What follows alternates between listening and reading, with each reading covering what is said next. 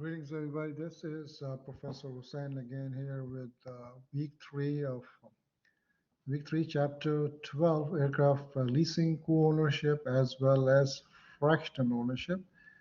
Welcome back. Just a short recording here. We started with ownership. Now, previous chapter, we are going into the new thing in town is leasing. Obviously, there's a lot of benefits of ownership, but there's a lot more benefits for leasing as well when it comes to commercial aircraft. So let's go into a little bit details of what type of leasing we have and how we can, as a company, how we can take advantage of leasing aircrafts.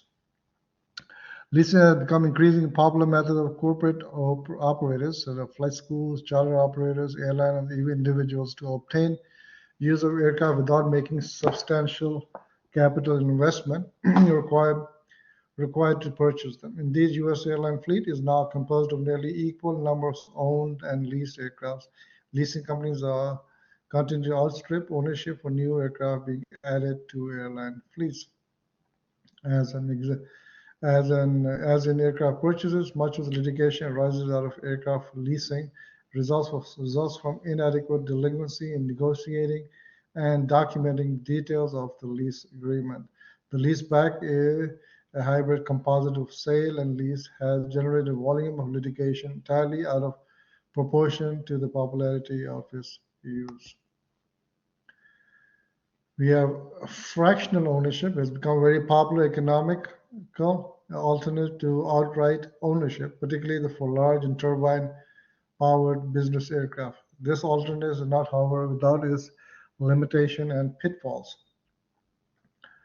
Is to instill in you an appreciation of the difference between lease and leaseback, a special program inherent in leasebacks, to provide with the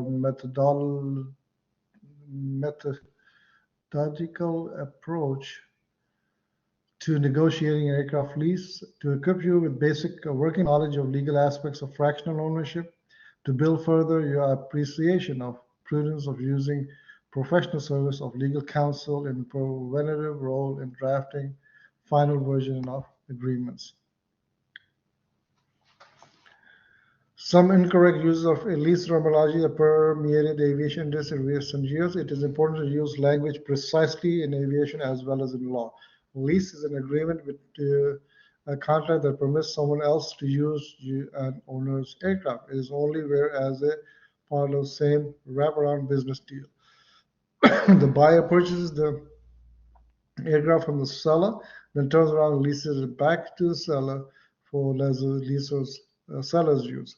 That this portion of this deal is correctly referred to as leaseback. Not all leases are leaseback. In fact, leasebacks represent the minority. It will help to think of lease that is not tied to aircraft purchase of this in the circular manner.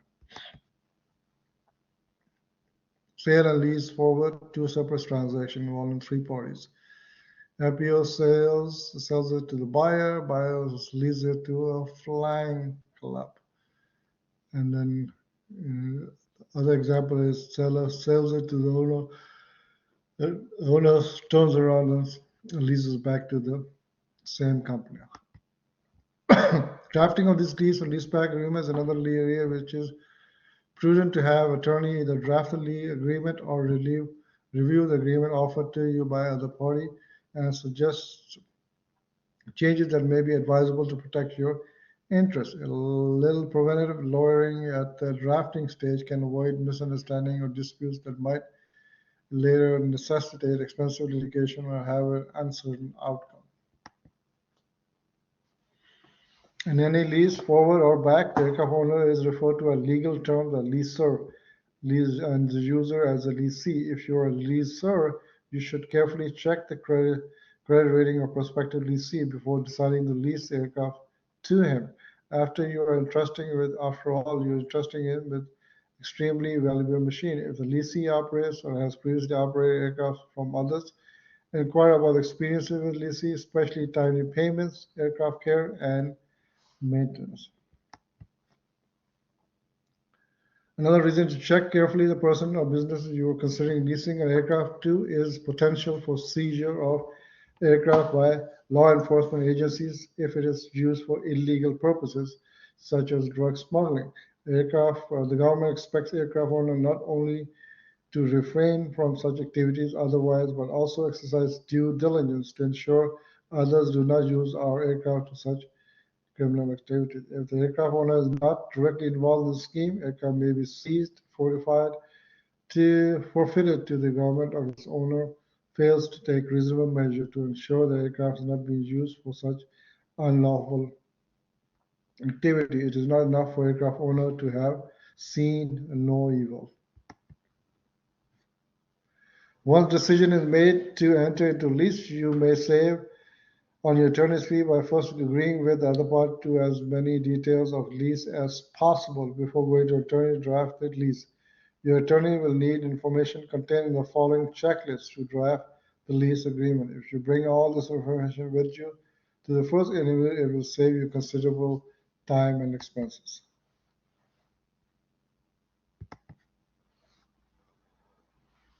Aircraft lease check list, description of aircraft, manufacturer, models, serial number, aircraft registration. Name and register owner. This may be exactly as it appears on FAA's aircraft registration certificate. Name and address. If corporation, be sure to provide corporation's full legal name. Maximum certificated gross weight of the aircraft if it is more than 12,500. Lease must contain the truth, the leasing clause required by CFR 91.23. Who is the operator responsible for compliance with FAR 6 governing aircraft operation? Under broad definition of our operator contained in CFR 1.1, leaser should be held responsible for FAR's violation committed by the DC. A clear statement of responsibility for compliance with operational FARs in the lease may ameliorate that risk. Exclusive or non-exclusive use does the lessee have exclusive use of the aircraft during the term of lease? Will the owner retain some right to use aircraft from time to time? If the owner retains any rights to use aircraft during the term of the lease, how are scheduling conflicts that may arise between the owner and the lessee be resolved? Inspection and maintenance. Who is responsible for scheduling required inspection? Who is responsible to pay for inspection? How directly or indirectly deduction from lease payment? Who has authority to order maintenance? Are maintenance expenses estimated to exceed some amount required to be approved by owners before work begins? Are there any requirements as to who may perform maintenance? Who will pay for maintenance and how directly deductions from leases payments? Where is the aircraft going to be based on? What is not to be flown under inspection and maintenance? Will it be tied down outside hangar as to when not in use? Who pays for hangar or tie down expenses and how? Who pays taxes and registration for aircraft? And who pays for fuel, additive oils, and other lubricant consumed by the aircraft? Who pays landing fee and the airport user fees and how?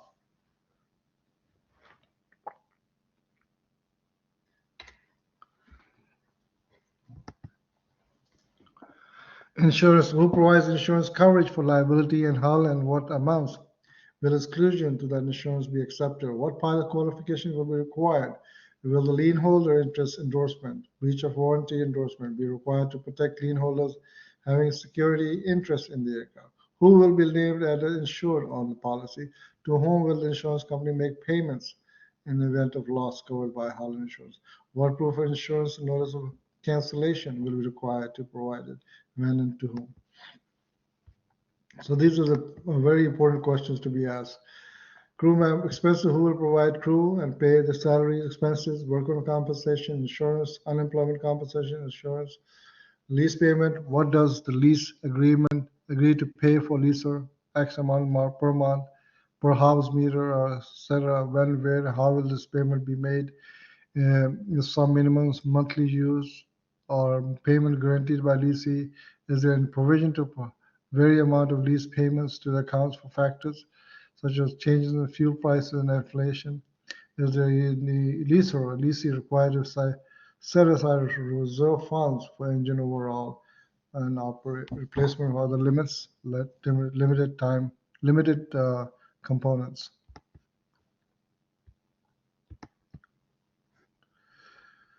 Duration, renewal, and termination. How long will the lease last? Who will terminate the lease sooner than that? And how?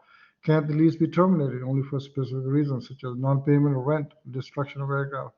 Does the leasee have option to renew the lease on the same terms for additional condition? If so, how must that be done and when?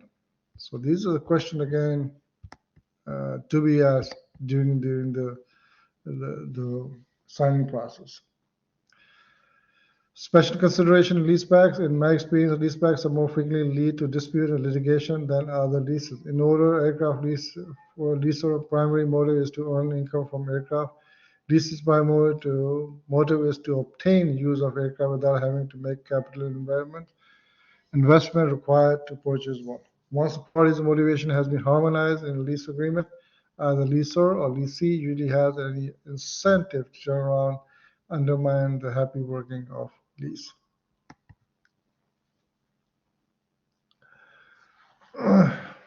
This is not the case with the leaseback. Aircraft leaseback develops primarily on aircraft sales too. Leaseback may be offered as an incentive to encourage a person to purchase an aircraft she might not feel she could otherwise afford. Although it is a leaseback, the seller leasee may also have same motivation as leasee and lease forward to obtain the use of aircraft without having to make capital investment to purchase one. This is generally leasee's secondary motives. Primary motive of leasee is sales and leaseback is to sell the aircraft. As we see, introduction of this motive may give these lessees an incentive to act later in ways and may determine the happy workings of transaction. Additionally, buyer leaser may pay a substantial amount higher price of aircraft when leaseback is concluded and deal when there is not one. Let's explore this in a great detail. Leaseback is typically offered by FBOs or prospective aircraft purchasers who is vacillating over whether he can afford the aircraft or as a final carrier to close the sale.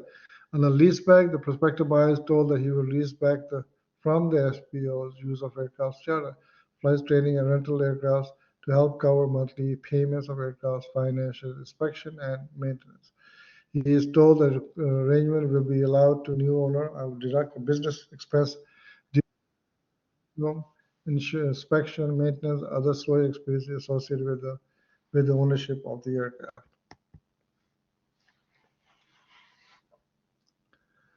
When is a lease or a chapter? Some operators attempt to use leases to avoid requirements of Part 35 and 135 or 121. FAA may closely scrutinize wet lease, whereas aircraft owner leases aircraft with flight crew to another user. The basic presumption applied by FAA is that if aircraft and crewmen are provided by the same source, transaction is not a lease but a charter, so that aircraft operator may not legally be conducted under General Aviation Flight Rules of Part 191, would be subject to more stringent requirements for 135 and 121 depending on the size of the aircraft. Because ownership is so costly, individuals often chip in together to buy an aircraft to share. This is not a partnership. In long terms of partnership, it's a form of business or only. It is co-owners. Such owners are not partners, although this is common misuse of phrase often heard around general aviation airports. They are co-owners because of the risk of vicarious ability associated with partnership. Such owners would be well advised to clean up their languages, introducing each other to others as other world as co-owners of my aircraft, not my aircraft partner.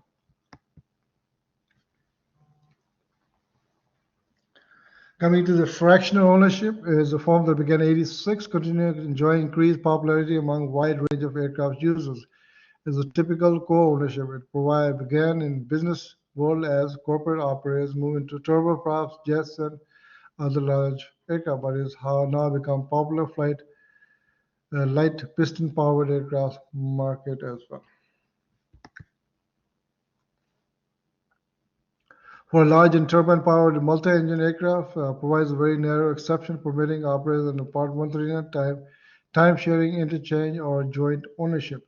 This avoids considerable expenses and significant operating limitations associated with operating 135 or 121. Only certain itemized expenses of flight may be charged. Meticulous documentation of these charges may be maintained to show compliance with the rule. No single exception is available to operators of small aircraft, single engine, turbine powered aircraft, or piston powered multi engine aircraft.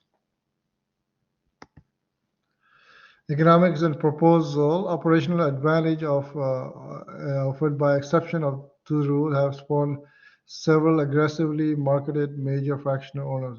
Some of these are offered by aircraft manufacturers, Corsi helicopters, to boost aircraft sales. Others by charter operators such as Biltmore Hathaway, NetJets, a subsidiary of Executive Jet Aviation, and aircraft fleet management services such as Flight Option and FlexJet to promote and diversify their services. Fractional ownership continues growth with both operator and wealthy individuals buying participating approximately equally.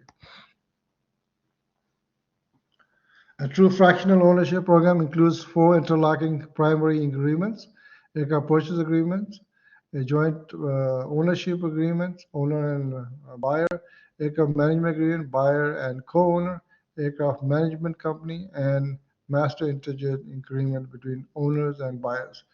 Aircraft owned by participating in management company, fractional ownership program. What each owner gets in co-ownership and particular serial number and access to either aircraft or comparable aircraft in the program, without the associated management responsibility for scheduling, crew, not including the flight school, hangar insurance, inspection, maintenance at cost that may be portion or favorable other than either charter or full ownership. Typically use a buyer's percentage aircraft that is expected to equal its annual use, with 50 flight hours equaling 1/16th share. This is a smaller share offered in large turbine-powered fixed-wing aircraft and fractional ownership program through helicopter programs, offered as an email as 132. These are smallest fractional shares permitted by 14 CFR 1.101. Companies such as Cirrus Shares now offer fractional ownership or management program for the light general aviation aircraft in the US. In light piston aircraft market, expect no more than 4 ownership per fractionally owned aircrafts. Experience has shown that fixed-wing aircraft fractional ownership is economical for users who will need the aircraft at least 50 hours but less than 200 hours. Users require 50 flight hours per year will typically find charter service or flight piston flying aircraft rental more economical, while these fly more than 205 hours annually, which usually find out outright sold less costly than usually chartered flight or fractional ownership. Analysis of FAA and TSB accident data shows the U.S. registered turbine-powered aircraft show fractional ownership aircraft operation has become safest in the aviation industry. However, safety concerns prompted by FAA to create fractional ownership has rule-making committee. Committee includes representatives of at least 9 Part 135 operators, 7 fractional ownership managers, 4 aircraft manufacturers, 3 traditional Part 191 operators, and 5 trade story associated with FAA, DOT, and aircraft and insurance companies.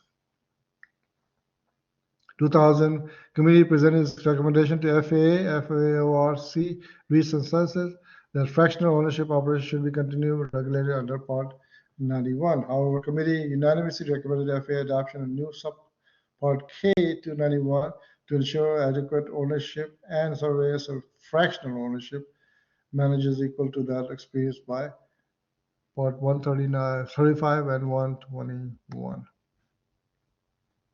Key features include clarification, responsibility, crew, flight, and duty limitations, through training for medical owner, requirement for a drug and special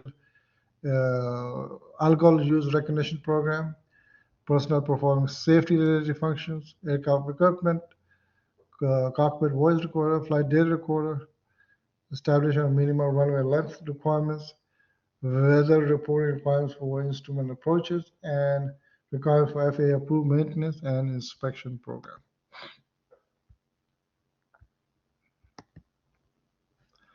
Those recommendations are ultimately incorporated into further governing fractional ownership and operation of large turbine-powered aircraft. Because most of these recommendations merely reflect best practices that were already followed by leading existing fractional ownership program managers, only the most marginal programs were adversely affected to any significant degree by this rulemaking. This is it for chapter 13, and we shall continue with others momentarily. If you have questions, concerns, and anything you need, just give me a call, 474-335-5280. Thank you. Have a great day.